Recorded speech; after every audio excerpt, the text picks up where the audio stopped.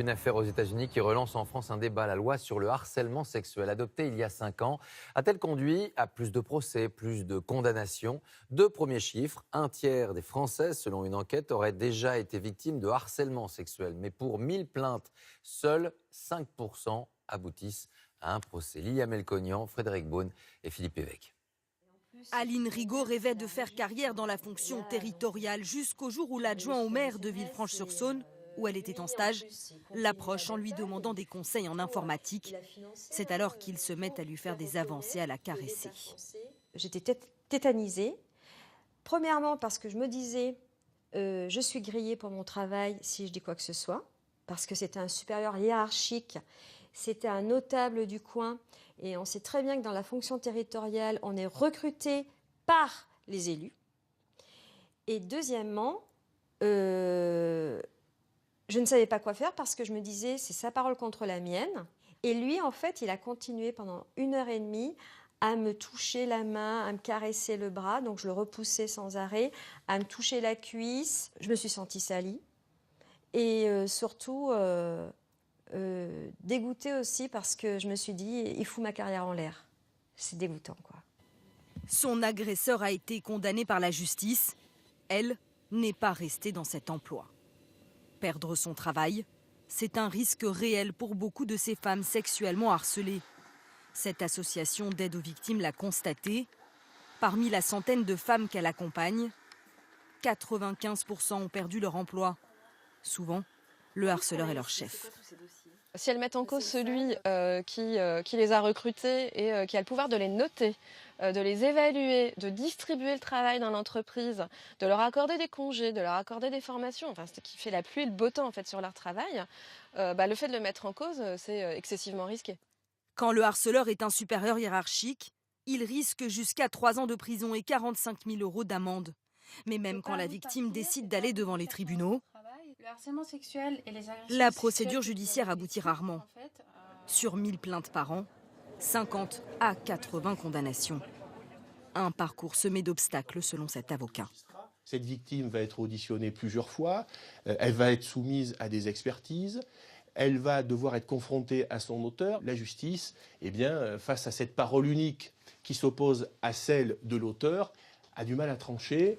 De plus en plus de femmes font tout de même la démarche de porter plainte, signe que les langues se délient progressivement.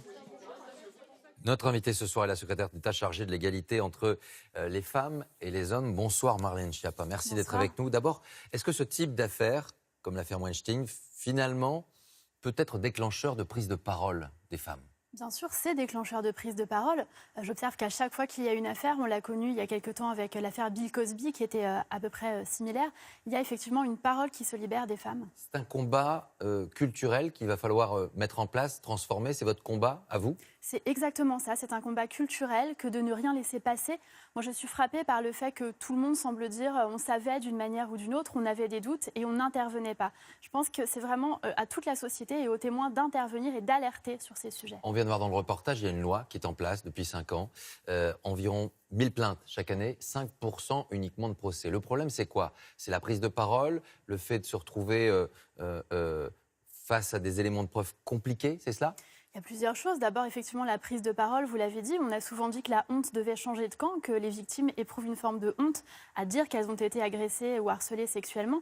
Ensuite, il y a effectivement la preuve et puis il y a le parcours au moment du dépôt de plainte. Je pense que c'est important de dire qu'en France, on a la chance d'avoir un tissu associatif très dense et de dire aux femmes qu'elles ne sont pas seules. On va écouter le témoignage, celui d'une comédienne, Florence Darel. Elle avait 26 ans lorsque le producteur Harvey Weinstein lui a fait des avances. Elle a désormais choisi de s'exprimer. On va l'écouter et vous réagirez juste après. Ce qui me bouleverse, c'est que j'ai l'impression que cette chape de silence qu'il y a eu autour de lui, elle existe autour de tas d'autres prédateurs. Les femmes qui sont coincées dans les entreprises avec des prédateurs, comment elles font ? Comment on accueille leurs paroles ? Comment est-ce qu'il y a un faisceau de non-dits, un faisceau de gens qui ne disent rien, qui n'osent pas, de peur de perdre leur job, de peur de perdre, je sais pas, l'estime du patron, de peur de, je sais pas, mais il faut que ça s'arrête, ça.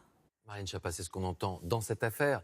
Des femmes qui, après des années, se mettent à parler, qui ont pourtant un statut, qui ont pourtant une personnalité. On a entendu Jane Fonda qui disait qu'elle était au courant, elle a mis du temps à parler. C'est une femme qui s'est battue pour les femmes pendant des années. Aujourd'hui, une ouvrière face à son contremaître, une secrétaire face à un cadre. On le voit au sein de l'armée, une loi du silence qui s'est imposée. Qu'est-ce que vous allez faire pour vous battre contre tout cela? C'est un sujet qui est primordial et qui mérite et qui a l'attention et la mobilisation de tout le gouvernement. Vous savez que le président de la République, Emmanuel Macron, a déclaré que l'égalité entre les femmes et les hommes était la grande cause nationale de son quinquennat. Et avec le Premier ministre, Édouard Philippe, la semaine dernière, nous avons lancé un tour de France de l'égalité. L'idée, c'est d'avoir des ateliers partout en France. Ils sont répertoriés sur le site dans lesquels les femmes et les hommes se regroupent et peuvent parler, exposer quels sont leurs problèmes. Mais au-delà de ça, ce que nous faisons, c'est que nous mettons en place des politiques publiques et notamment des soutiens.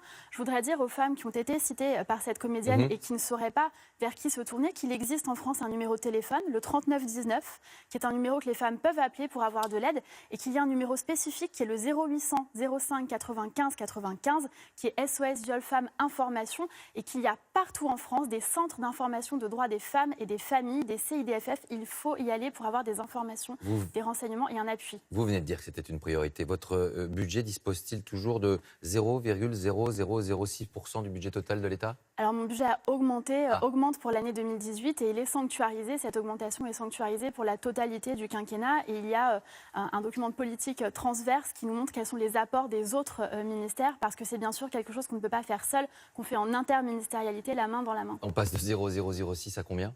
Je n'ai pas fait le calcul de pourcentage, je vous laisserai le temps de le faire. Ce n'est pas une augmentation importante, vous n'êtes pas asphyxié aujourd'hui finalement. À quoi vous allez servir, puisqu'on le voit, vous communiquez beaucoup via les réseaux sociaux, vous êtes très active et proactive, c'est ce que la plupart des gens reconnaissent, et en même temps, ce n'est pas pour combler justement un déficit de moyens concrets? Non, d'abord, vous savez, le Premier ministre ne se serait pas déplacé, c'est le Tour de France de l'égalité entre les femmes et les hommes, ce n'est pas quelque chose de réel pour aller sur le terrain, recueillir la parole. On parle beaucoup de cette parole, de la façon de le libérer, et ensuite, c'est un combat culturel. Effectivement, il ne faut rien laisser passer, jamais, et c'est pour ça que je monte au front à chaque fois. Et ce combat, il passe aussi par une révolution au sein du personnel politique. Est-ce que, depuis que vous êtes en place, vous avez ce sentiment que le sexisme en politique n'est clairement pas une légende? Et comment comptez-vous vous y attaquer? Écoutez, moi, je vous mentirais si je vous disais qu'à titre personnel, j'ai été victime de sexisme en politique. En revanche, ça ne veut pas dire que ça n'existe pas. Sans doute, des femmes l'ont été et elles en témoignent. Mais je pense qu'il y a une atmosphère sexiste, si vous voulez. Il y a ce qu'on appelle une culture du viol. C'est le fait de minimiser, d'excuser les viols, les agressions sexuelles, le harcèlement sexiste. Et c'est pour ça qu'il ne faut rien laisser passer, même et surtout en politique. Et quand vous voyez une affiche à la une des Inrecuptibles cette semaine, avec ce visage de Bertrand Cantat, cela vous pousse à quoi? À réagir parce que finalement la liberté s'arrête là, selon vous, la liberté de la presse? C'est pas une question de liberté. La question, j'entends la question qui est posée derrière de réinsertion, etc. Monsieur Cantat, comme toute personne qui a purgé sa peine, le droit bien évidemment de travailler. De là à le mettre en couverture de magazine, à en faire quelque chose de l'ordre du héros romantique, rock'n'roll, honnêtement, je pense que ça n'est pas tolérable. Merci Marlène Schiappa d'être venue sur le plateau du journal de 20h. Dans l'actualité en France, il avait